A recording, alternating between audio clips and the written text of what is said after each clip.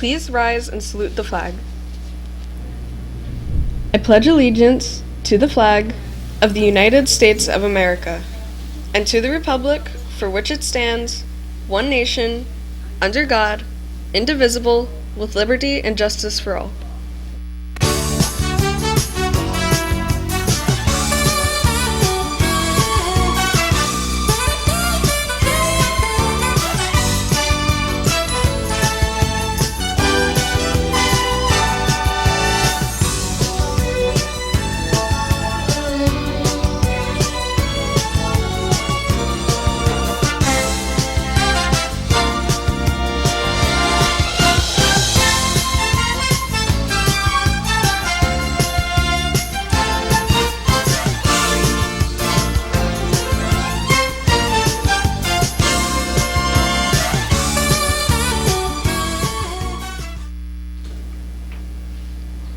Good morning and welcome to RPtv. Today's Tuesday, February 11th, 2020. The coronavirus continues to spread, and as America becomes more and more concerned, the people of China are extremely fearful of what could happen next. Barbie has that report. The Lunar New Year has just ended and people are heading back to the work, but even though it was a holiday, Beijing is very quiet. Many kids are staying home from school and adults are starting to work from home to avoid catching the virus that has been infecting thousands of people in China.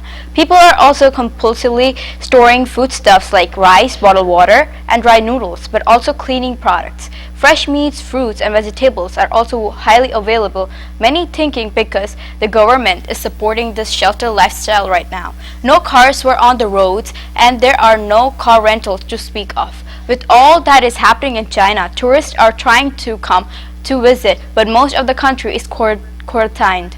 This experience in China is very similar to what happened to China in 2003 with SARS virus, which confined many people to their homes and leaving the country barren. Even then, many people were trying their hardest not to leave their homes and get everything delivered to them. But now, presently, the warmer temperatures in China should contribute to fighting off the virus. But the economy will suffer a very fatal blow due to the people not going to the stores, but also due to the trade war with the US. In recognition of Black History Month, we have a report on two scientists who have helped to bring positive change and better health to the country. Callie has the details.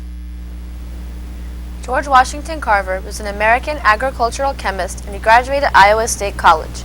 He was born a slave, and when he became a free man, he earned his college degree. In 1896, he joined the staff of Tuskegee Institute as Director of Department of Agricultural Research, retaining that post the rest of his life. His work won him international repute. Carver's efforts to improve the economy of the South included the teaching of soil improvement and the diversification of crops. He discovered hundreds of uses for the peanut, the sweet potato, and the soybean, and thus stimulated the culture of these crops. He devised many products from cotton waste and extracted blue, purple, and red pigments from local clay. From 1935, he was a collaborator of the Bureau of Plant Industry. Carver contributed his life savings to a foundation for research at Tuskegee. In 1953, his birthplace was made a national monument. Another important figure in Black History Month is Daniel Hale Williams. He was a surgeon who graduated from Northwestern University. As surgeon of the Southside Dispensary in Chicago, he became keenly aware of the lack of facilities for training African Americans like himself as doctors and nurses. As a result, he organized the Provident Hospital, the first black hospital in the United States. In 1893, Williams performed the first successful closure of a wound and of the heart and pericardium. In the same year, President Cleveland appointed him Surgeon-in-Chief of Freedmen's Hospital in Washington, D.C., and during his 5-year tenure there, he reorganized the hospital and provided a training school for African American nurses. From 1899 until his death, he was a professor of clinical surgery at Meharry Medical College in Nashville. Now it's time for announcements.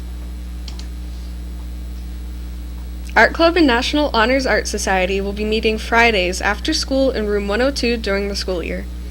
We are working on projects and sometimes exploring new media. Join us. Also, Art Club and NAHS are collecting real or made-up recipes connecting to community, culture, or connections. These can be any size, handwritten, and decorated, and will be sent to a program associated with the Bezos Family Foundation. For every recipe submitted, $3 will be donated to organizations providing food to undernourished people around the world. Please help. See Mrs. Scutro for further information and supplies. GSA will meet today after school in room 18. All are welcome and confidentiality is a must. There will be a SAS meeting on Wednesday, February 12th. SAS members, make sure you bring your candy donations to Miss Almazar in room 5. Our school offers a breakfast program available in the cafeteria starting at 7:10 a.m. The full price is $1.85 and reduced is 30 cents. Breakfast has many benefits for our students. Take advantage of our breakfast program.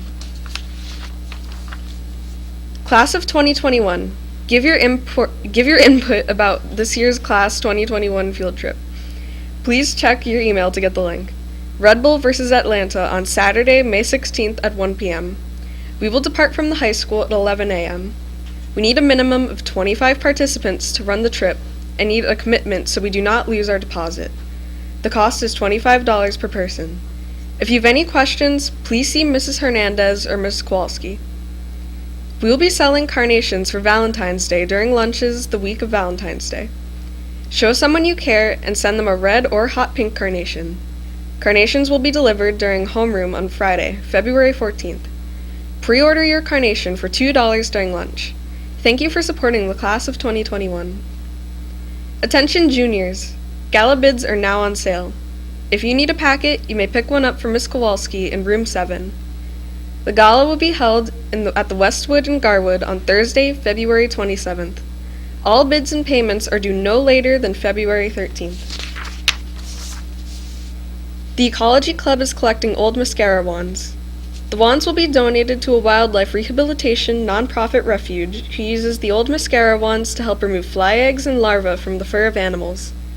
They work great because the bristles are close together and gentle to use on the injured orphaned animals receiving care. You can help save wild lives. Drop off all old mascara wands in room 110. Join the Class of 2022 as we celebrate love in the sweetest way for a $2 bag.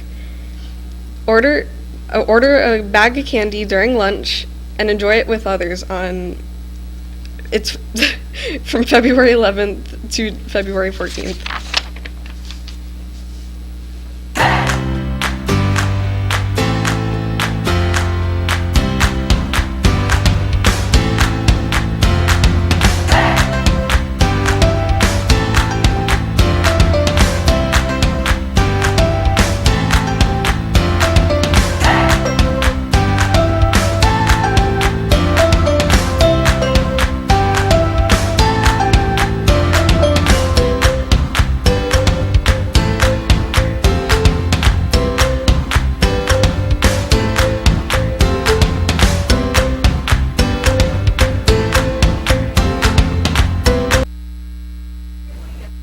As many people got caught up in something called the Broom Challenge. Were you one of them? Let's go to Barbie to find out. This age of technology and social media, every other day seems to bring out another internet challenge. You may remember the Tide Pod Challenge, Kylie Jenner Lip Challenge, or maybe even the Ice Bucket Challenge. But have you heard of the Broom Challenge? Social media has been overtaken by videos of people standing up brooms and walking away, leaving them upright. What could have caused such a strange trend to go viral seemingly overnight? An apparent claim that on February 10th and only on February 10th, it would be possible to stand up your broom because of the Earth's gravitational pull. Social media claims NASA themselves started this challenge, taking the claim as a fact. Unfortunately, NASA said no such thing. As it turns out, you can stand a broom at any time of the year, no matter of the position of the Earth. This didn't stop social media users, though, who continued to excitedly participate in the challenge. Stay tuned and we will be right back.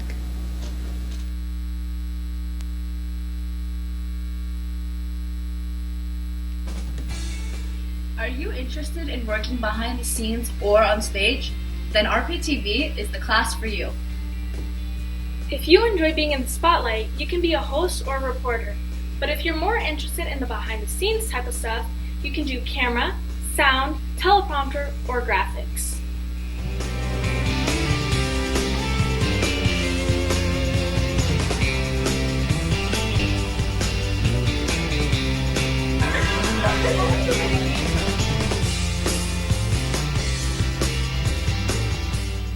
As you can see, Mr. Dawson and Miss Gutro's class is full of amazing opportunities and activities for anyone and everyone.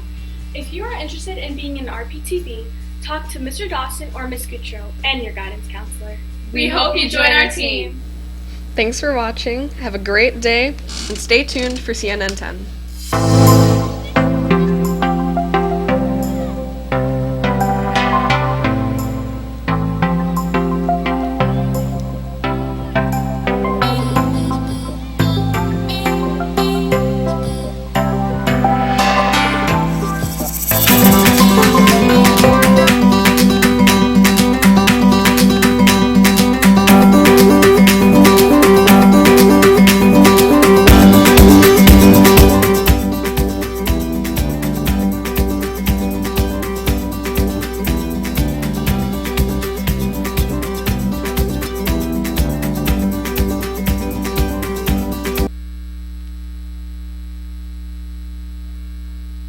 Your objective explanation of world events starts right now. It's always good to have you watching. We're starting in the granite state of New Hampshire this Tuesday because this is the day when its voters help choose the candidates who will appear on the ballot in November's U.S. presidential election. New Hampshire holds the second contest in the presidential nomination process. It's a primary, meaning people pick their top candidate with a vote. The first nomination contest was in Iowa, and it was a series of caucuses, meetings where voters grouped up according to their favorite candidates. While incumbent President Donald Trump got more than 97% of the Republican vote over his two challengers, results for the 11 Democrats competing there were less certain. Last Monday, on the night of the Iowa caucuses, there were inconsistencies, mistakes, and problems with the application and the phone line being used to report results. Yesterday, the Iowa Democratic Party said Pete Buttigieg, a former mayor of South Bend, Indiana, held a 0.1% lead in the delegate count over U.S. Senator Bernie Sanders, who's from Vermont. But both of their campaigns asked for a recanvassing, a recalculation of some results. Whatever happens in Iowa, the results of today's primaries in New Hampshire will give the winners momentum going into the next contests in the weeks ahead. And you can expect to see some of those who don't win reassess their campaigns and consider leaving the race. 10-second trivia. Which of the following features would you find on a face? Carpus, oxter, thrapple, or philtrum? The philtrum is the indentation or groove between your nose and your upper lip. Clearview AI is a controversial startup company that says it's collected more than 3 billion pictures from the internet. If your face has ever appeared on Facebook, Instagram, Twitter, or YouTube, even if the account was deleted afterward, it's possible Clearview AI still has that picture in its database. Critics call this an invasion of privacy. Some law enforcement agencies call it an effective tool in solving or preventing crime. Wow. Is that you? That photo is me. Doesn't look like you. That's when you were younger? That's my face. A photo I haven't seen in years. Found in seconds by the facial recognition app Clearview AI. So it works, right? This New York Times investigation woke us all up. The realization, privacy may be a thing of the past. And that's because of this guy, Wonton Tat, the creator of Clearview AI. Well, quite simply, Clearview is basically a search engine for faces. Think about the photos you've posted online, or photos that others have posted of you. There's a good chance he's collected them. His app has scraped billions of images from sites like Facebook, Twitter, and Google to use in a facial recognition system. He claims more than 600 law enforcement agencies in the US and Canada are using it, though it's unclear how many have actually paid for it. So that's the photo of you. So this is a photo of me from CNN.com. Wow.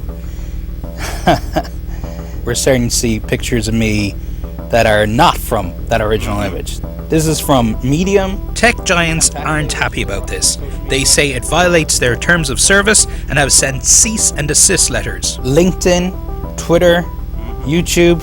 So this photograph is from my local newspaper. This AI technology is looking at what? It's looking at the unique features, so it learns to ignore things a little bit like the beard and focus on the features that stay the same across different age. Do you understand why people find this creepy? I can understand people having concerns around privacy. So the first part to remember, it's only publicly available information. We're not just making technology for its own sake. The reason and the purpose we found is to really help law enforcement solve crime. I was deeply disturbed. I was concerned about how Clearview had amassed its database of images. I was concerned about its data privacy, and I was concerned that it was tracking law enforcement searches. Clearview clearly claims that it works. In these sting operations that we do, so we know that the person has committed a crime. We know that they're coming to the undercover location where law enforcement will arrest them. What we don't know is who is this person. But what we do have is a picture that they've sent to the undercover. And so the Clearview app was used to get the name of the individual coming to the undercover location. We wanted to find out, well, does this person have firearms? Do they have a violent history? That's how that tool was used in that particular case. It wasn't used to develop the probable cause to arrest that person. It was used for law enforcement safety purposes. Are you concerned about taking a tool as powerful as that out of the hands of law enforcement? I'm not categorically opposed to the use of facial recognition technology. A facial recognition tool can be used properly if we understand how the database is created. Whether or not facial recognition is a very effective tool for criminal investigation, we can think of that question as a little bit beside the point. The question is, what do we want police to be able to know about us, considering most of us really haven't done anything that warrants our information being in law enforcement databases. So I'm going to ask my producer, Risha, to also run her face through this. Okay. Do you have much social media? I'm out there. Let's see.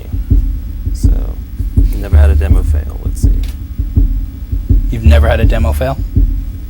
So far. Oh, God. Wait, this is Instagram. Mm-hmm. I'm private on Instagram. Oh, that's someone else's Instagram. So, yeah, it's only publicly available. But that's mine, too. You were public for a while? I was public at one point, and then I went private. So, those can... So if I go public, and that's my Instagram too, and I'm private now, but I was public at one point. If an image is publicly available, Clearview's technology is capable of grabbing it. It doesn't matter if you delete it later or change the privacy settings. It doesn't even matter if somebody posted it without your knowledge or permission. My dad doesn't have a Facebook account, but I've put photos of my dad up online. Is your view that by him consenting to get a photo taken, he has inadvertently consented to being in your database? Did you post it publicly? Yes. Yeah. And did you say, hey, Dad, I'm going to put this on the internet? No, probably not. Very interesting. But, so that's on me then? Yeah. And it was also our view that, it's for this use case, say, not your dad, but someone else was in the background of that photo, and that could lead to solving a crime, then it's a good thing. Clearview claims its app is 99% accurate, a claim that CNN hasn't verified. What if it identifies the wrong person and that leads to a wrongful conviction? Are you worried about that? Yeah, we don't want that to happen at all. And so that's why the way it's currently used in all the law enforcement agencies around the U.S. is to make sure it's just a lead. I haven't spoken with any law enforcement agencies who think that facial recognition IDs should be used as evidence in court. They're just interested in using it as an investigative tool, which I think also mitigates a little bit of the community concern. We need to have guidelines in place for law enforcement officers. Who's authorized to use this tool? Are they trained on it? And then when they get those results, are they trained then to know that it's only a lead? So you think this is an area that should be regulated? Yeah, absolutely. I don't think regulation's a bad thing, and we want to work with the government to create something that is safe. I would imagine you must be preparing for some cases that will be landmark cases that set a precedent in this area. Yeah, I think that it's a very... You're going to have a lot of days in court. Are you prepared for that? Sure, yeah. I don't think there'll be that many, but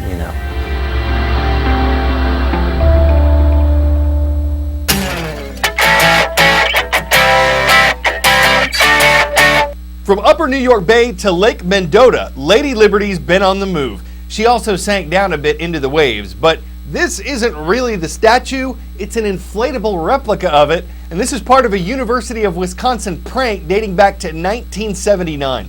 At that time, 2 student association candidates promised to deliver wackiness if they were reelected. They were, and the statue in the lake has been an on and off tradition ever since. That cost the student $4,000. Where'd they get it? They're not at liberty to say. But they ought to be put on a pedestal for carrying a torch for pranks, because that one's got to be the jewel in their crown. A completely lakeable inflatable that shows there's no statute of limitations when you combine liberty and imagination. Today's show goes out to Lancaster Catholic High School, the Crusaders of Lancaster, Pennsylvania. For anyone who wants insider information on how you can get picked, we'll be posting tips this week on our official YouTube channel, but only for our subscribers.